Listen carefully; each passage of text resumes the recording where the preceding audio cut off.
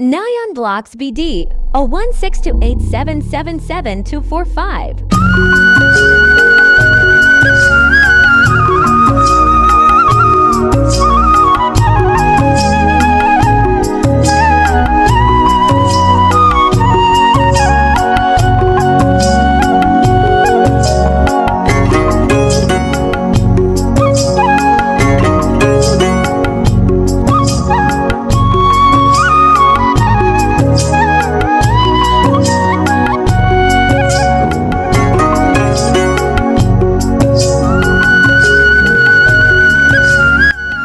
আসসালামু আলাইকুম ওয়া রাহমাতুল্লাহি ওয়া বারাকাতুহু। আশা করি সকলে ভালো আছেন, আমিও আপনাদের দোয়া আশীর্বাদে ভালো আছি।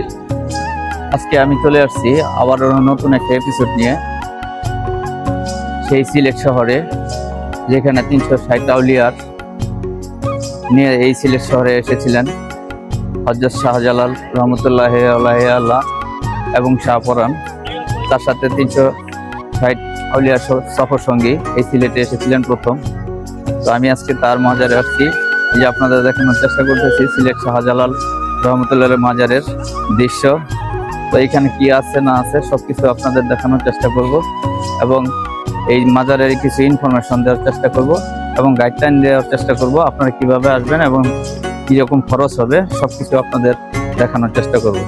তো পাশে থাকবেন নয়ন ব্লগ বিডি চ্যানেলের, এবং সাবস্ক্রাইব শেয়ার কমেন্টস করে নয়ন ব্লগকে ভালোবাসা দিবেন এবং সাথেই থাকবেন। দর্শক শ্রোতা, আপনারা দেখেন এই যে আমি এখন আছি শাহজালাল রহমতুল্লাহ মাজারের সামনে। তো হজরত শাহজালাল রহমতুল্লাহ আরবির 1271-1341 ভারতীয় উপমহাদেশের বিখ্যাত সুফি দরবেশ। তার পুরো নাম শাহজালাল রহমতুল্লাহ, কুনিয়াত মজরুদ 10 হিজরি মোতাবেক 13 খ্রিস্টাব্দে সালে 32 বছর বয়সে ইসলাম প্রচারের লক্ষ্যে অধন্য বাংলাদেশের সিলেটের অঞ্চলে এসেছিলেন বলে ধারণা করা যায়। জন্মগ্রহণ করেন 25 মে 1271, আর তার মৃত্যু হয় 1346 সালে। তার বয়স আনুমানিক 74 থেকে 75 বছর। মৃত্যুবরণ করেন, আর তাকে কবর দেয়া হয় এই শাহজালাল দরগায়। তার ধর্ম ছিল সুন্নি ইসলাম।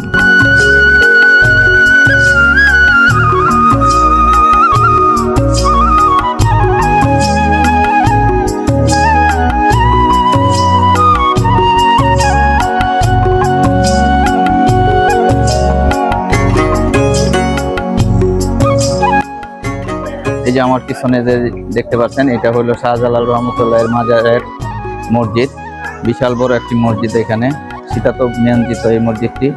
এখানে একসাথে অনেকগুলো লোক নামাজ পড়তে পারে, আর বিভিন্ন দেশ থেকে, আমাদের বাংলাদেশ এবং দেশের বাইরের বিভিন্ন কান্ট্রি থেকে এই শাহজালাল মাজারে অনেক লোক আসে প্রতিদিনই।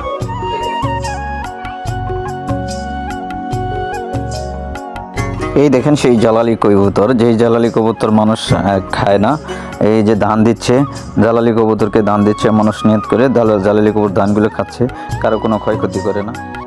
আপনারা সবাই অবগত আছেন যে আমাদের বাংলাদেশের বিশেষ বিশেষ জায়গায় হিন্দু রাজাদের রাজত্ব ছিল। তো তারা এইখানেও সিলেটের গৌরগোবিন্দর রাজ্য পরিচালনা হতো। গৌরগোবিন্দ এখানে রাজ্য পরিচালনা করতেন, হিন্দু লোক ছিলেন তিনি। সেক্ষেত্রে এই সিলেট শহরে বা সিলেটের রাজার আশেপাশে কোথাও গরু জবাই হতো না। তো এখানে আরেকজন ব্যক্তি ছিলেন, ভক্ত ছিলেন বোরহানুদ্দিন নামে। তো বোরহানুদ্দিনের খুব শখ ছিল, তার যদি একটি সন্তান হয়, মানত করেছিল যে একটি সন্তান হলে সে মানুষকে গরু জবাই করে খাওয়াবে। তো সেক্ষেত্রে এই রাজ্যে কখনো কোথাও গরু জবাই হতো না।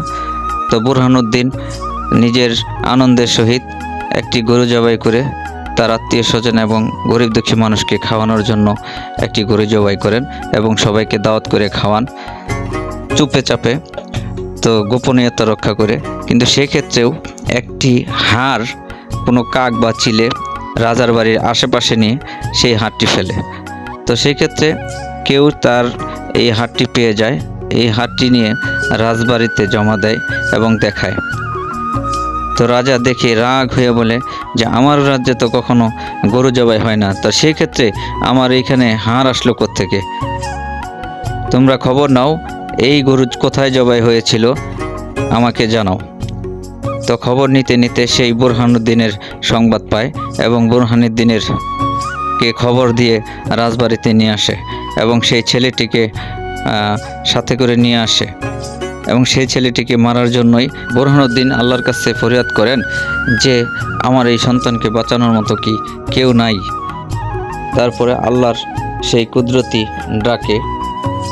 ডাক শুনে শাহজালাল রহমতুল্লাহ আল্লাহ 360 আউলিয়া একসাথে নিয়ে এই সিলেটের এসে জিহাদ করার জন্য। তো আসার সময় রাস্তায় অনেক বিপদ আপদ হয়। যেই ঘাট দিয়ে যেই সুরমা নদীর তীর, যে সুরমা নদীর কথা আপনারা শুনেছেন, সেই সুরমা নদীর ঘাটে কোনো নৌকা থাকে না। সেইখান থেকে শাহজালাল রহমতুল্লাহ আল্লাহ 360 আউলিয়া নিয়ে অলৌকিকভাবে নৌকা ছাড়া জায়নামাজ বিছিয়ে নদী পার হয়ে যান। তারপরে গৌরগোবিন্দর বোন উনিও জাদু করছিলেন। তো সেই জাদু করে যখন দেখে যে না, তাদের কোনোভাবে আটকানো যাচ্ছে না, সেই ক্ষেত্রে সে বেশ কিছু দান ফানানোর নির্দেশ দেন যে যারা আল্লাহর ওলি, আল্লাহর বান্দা, তারা কখনো দানা পারাবে না। সেই ক্ষেত্রে তারা ধান ছিটিয়ে দেয়। তো সেইখানে কিভাবে যাবে এই 360 আউলিয়া? সেইখানে 360 আউলিয়া ওই অলৌকিকভাবে কিছু কবুতর ছেড়ে দেন। সেই কবুতরগুলো ধান খেয়ে রাস্তা করে দেন। তারপরে এই আউলিয়ারা সামনের দিকে অগ্রসর হন। শুধু তাই নয়, এখানে এসে এই সিলেট শহরে এসে শাহজালাল রহমতুল্লাহর 360 আউলিয়া সফর সঙ্গী নিয়ে এখানে জিহাদ করেন। জানা যায় যে বুরহানুদ্দিনের ডাকেই মূলত শাহজালাল রহমতুল্লাহ 360 আউলিয়া নিয়ে এই সিলেটে আগমন করেন। আরও জানা যায় যে শাহজালাল রহমতুল্লাহের কোনো এক সফর সঙ্গী যখন যুদ্ধে তারা পারতেছিল না, গৌরগোবিন্দর বোন ছিল বিশাল বড় এক জাদুকর। সে বসে বসেই অনেক কিছু দেখতে পারত।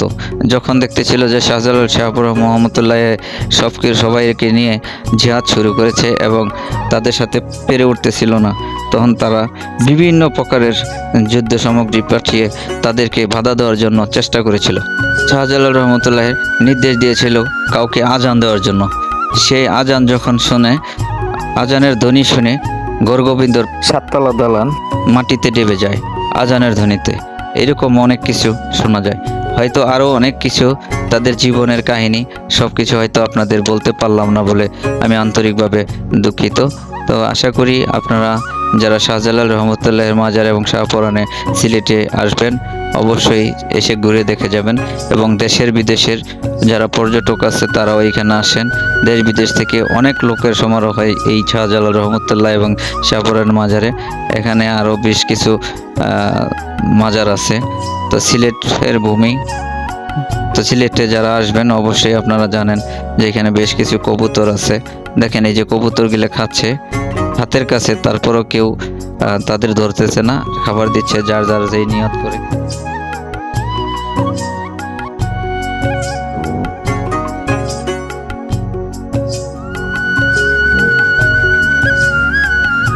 এই যে আমার পিছনে যে ডেকগুলো দেখতে পাচ্ছেন, এগুলা কোনো নিজের হাতের তৈরি করা ডেক না।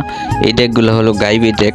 এটাকে বলা হয়, ইতিহাসে যা আমরা পেয়েছি, শুনতে পেরেছি, এই গায়েব তিনটি ডেক এই মাজারে এসেছে। এই মাজারের ডেকে যারা যারা বেশ কিছু বিভিন্ন রকম মানত করেন, মনের নেকাশা পূরণের জন্য এগুলো মানত করেন এবং মানত করে এখানে কিছু হাদিয়া দিয়ে যান, যার যেরকম সমর্থ আছে। তো হাদিয়া দিলে তার মনে নেক বাসনা পূরণ হয়। এই জন্যই এই তিনটি ডেক এখানে সাজিয়ে রাখা হয়েছে। এই যে আপনারা দেখতে পাচ্ছেন, এখানে মহিলাদের জন্য নামাজ পড়ার স্থান, 2য় তলায় মহিলাদের জন্য আলাদা ব্যবস্থা রয়েছে। এখন যে ঘরটি দেখতে পাচ্ছেন, এখানে আপনারা বিভিন্ন জায়গা থেকে যারা খাসি, গরু, মুরগি নিয়ে যারা সিন্নি মানত থাকে, তারা এইখানে এসে এই ডেকের মধ্যে সিন্নি পাক করে দরবারে যারা পাগল আছেন, গরিব মানুষ আছেন, দুস্থ মানুষ আছেন, তাদেরকে খাবার দেন এবং কি আত্মীয় স্বজন তবরক হিসাবে এটা খান এবং নিজের বাড়ির জন্য অনেকে নিয়ে যান। প্রতি বছর এখানে অবশ্যই মেলা বসে। তাই সূত্রে জানা যায় যে প্রতি বছরের 19 ও 20 দুই দিন ব্যাপী উরুস অনুষ্ঠিত হয়। দেশের বিভিন্ন স্থান থেকে এই উরুসে মানুষ সামিল হন। হাজার হাজার ভক্ত আশেক এবং পাগলগণ এখানে উপস্থিত হয়ে উরুস মোবারক পালন করেন। দেশ বিদেশের পর্যটকও এখানে আসেন।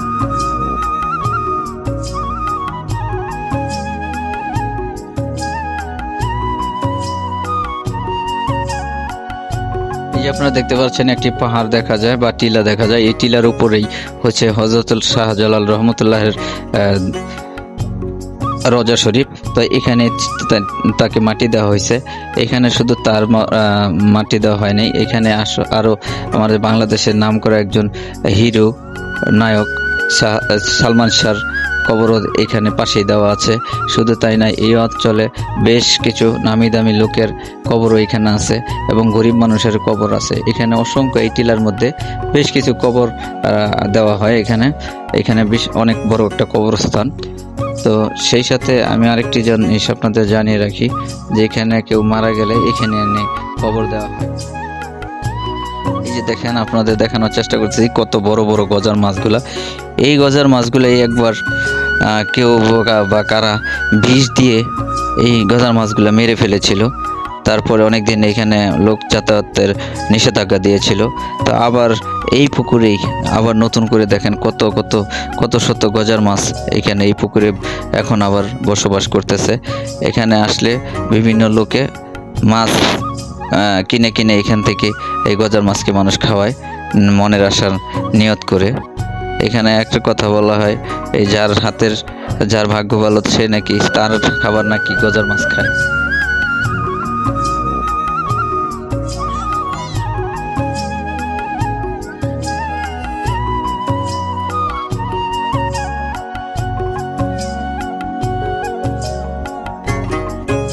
বন্ধুরা, আমি বলেছিলাম যে আপনারা সিলেট শহরে কিভাবে আসবেন এবং কত টাকা লাগবে। তো আমি এখন জানিয়ে দিচ্ছি, আপনার ঢাকা থেকে যদি কেউ বাসে আসেন তাহলে 700-800 টাকা ভাড়া হলে বা এসি গাড়িতে আসলে হয়তো একটু ভাড়া বেশি লাগবে, না হলে 700 থেকে 800 টাকা ভাড়া হলে আপনি ঢাকা থেকে বা গাজীপুর থেকে এই সিলেট শহরে আসতে পারবেন। আর ট্রেনে আসলে 400 টাকাতে শুরু করে 1200 টাকা পর্যন্ত আপনারা আসতে পারবেন। এবং যদি কারো পার্সোনাল গাড়ি নিয়ে আসতে চান তাহলে সোজা চলে আসতে পারেন এই সিলেট শহরে।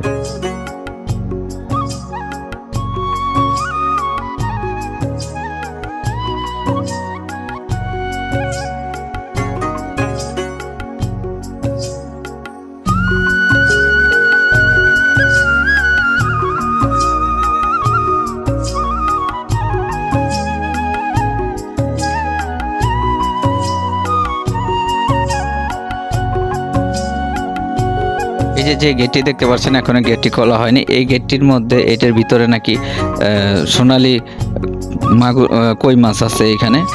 আর এই যে পুকুরে দেখতে পাচ্ছেন একটা বাঁধানো পুকুর, সেই পুকুরেও অনেকগুলো মাছ দেখতে পাচ্ছি আমরা। আসলে সঠিক জানি না কোনটাতে কি মাছ আছে।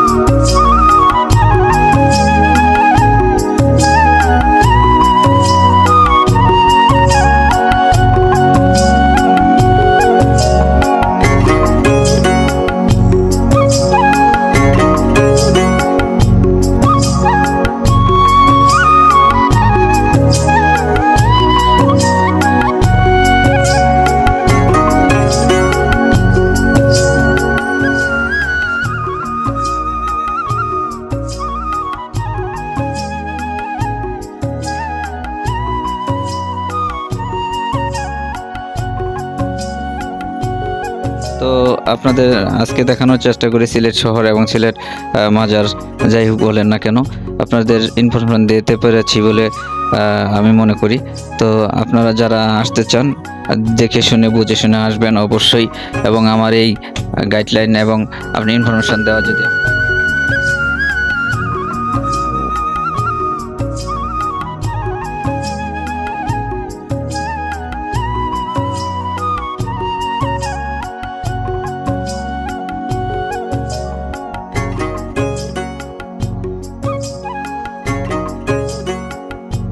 এবং আমার পরবর্তী ভিডিও দেখার জন্য অবশ্যই একটি সাবস্ক্রাইব করে রাখবেন পরবর্তী ভিডিও দেখার জন্য।